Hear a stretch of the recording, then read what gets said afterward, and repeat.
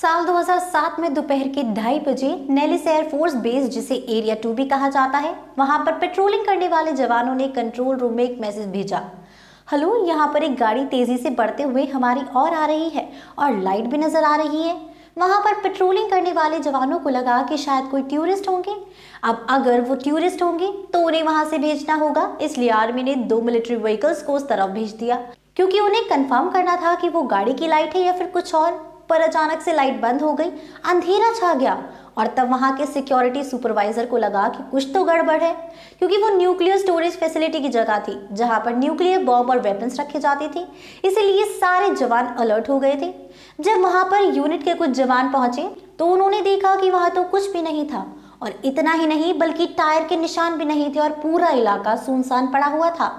इसके बाद K9 unit यानी डॉग स्पेशलिस्ट यूनिट को अलर्ट किया गया था, पर यह यूनिट पहले से ही लोकेशन पर मौजूद थी और निगरानी कर रही थी।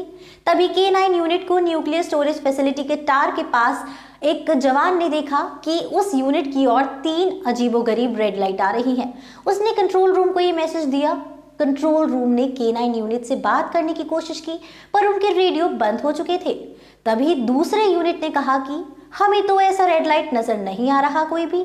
दूसरी ओर K9 यूनिट का डॉग भी कुछ सेंस नहीं कर पा रहा था। फिर वो रेड लाइट अचानक से गायब हो गई। फिर K9 यूनिट के रेडियो अचानक से शुरू हो गए थे, पर फिर वहां के सुपरवाइजर ने उन्हें बताया कि तुम लोगों का यूनिट 20 मिनट तक आउट ऑफ कॉन्टैक्ट था। पर K9 यूनिट कहने लगे कि नहीं, 4 मिनट से तो हम यहीं पर थे। पर सुपरवाइजर ने उनकी बात नहीं मानी थी। अब इससे तो यही लग रहा था कि उन 3 लाइट्स ने उस यूनिट को 16 मिनट का टाइम ट्रैवल करवा दिया था। दोस्तों, हो सकता है कि आने वाली फिल्म क्रिश 4 में भी हमें क्रिश का कोई ऐसा ही दोस्त दिखाया जाए जो आर्मी में काम करता हो और जिसने इन सारी बातों को एक्सपीरियंस किया हो, और ये बात वो क्रिश के साथ में डिस्कस करेगा। खैर, जब एरिया 2 के बाहर जवान निगरानी कर रहे थे तब उन्हें गधे की लाश भी मिली थी। गधे का सिर कटा हुआ था, पर ये क्या, गधा मरा पड़ा है और खून की एक बूंद भी नहीं है। और इतना ही नहीं बल्कि अगले दिन उस गधे का कोई नामो निशान भी नहीं होता, ना घसीटने के निशान थे और ना ही कुछ और। दोस्तों, हो सकता है कि क्रिश 4 में क्रिश का दोस्त जब ये क्रिश को बताए और जब क्रिश ये बातें बाकी लोगों को बताए तो वो इसे कहानी या जादू टोना समझकर ऐसे ही जाने देंगे। खैर, इसी के चलते 6 महीने बाद सुपरवाइजर ने वहां पर एक ट्रेनिंग रखी। ट्रेनिंग में जो जवान पहाड़ों पर चढ़े थे वहां उनकी ट्रेनिंग लोकेशन को ध्यान से देखने के लिए उन्होंने नाइट विजन गॉगल्स पहने थे, जिसमें उन्हें 2 प्राणी नजर आए। मतलब वो क्या था ये समझ नहीं आया, पर अजीबोगरीब चीज नजर आई थी जो धीरे धीरे छुपकर आगे बढ़ रही थी।